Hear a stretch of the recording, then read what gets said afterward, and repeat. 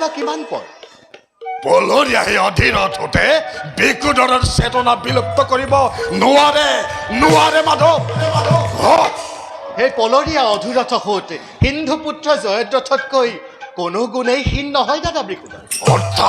অৰ্থাৎ হীন জয়দ্ৰথে গদাৰে আঘাত কৰি যদি বিকুদৰৰ চেতনা বিলুপ্ত কৰিব পাৰে, তেন্তে ৰাম দত্ত বিজয়ী ধনুৰ্ধাৰী কৰ্ণই ধনুৰ বাণেৰে তেওঁক মূৰ্ছিত কৰাটো একো অসম্ভৱ কথা নহয় দাদা বিকুদৰ।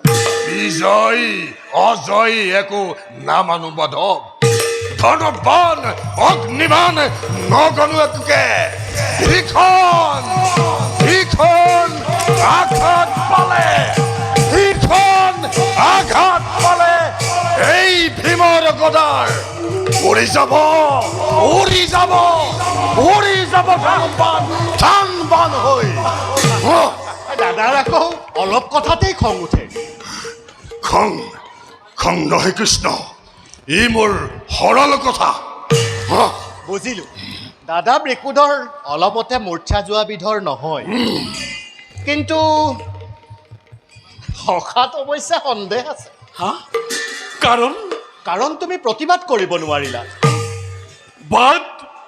প্ৰতিবাদ মোক নালাগে মুৰাৰী। মোক যুদ্ধ লাগে, জয় লাগে, প্ৰতিদ্বন্দ্বী লাগে। ৰাম দত্ত গৰু দত্ত থাকক বিজয় সখা কৰ্ণৰ হাতত, মোৰো আছে দেৱদত্ত গান্ধী মথিত। অতিকে আকুলি অতি তৃষ্ণা তোৰ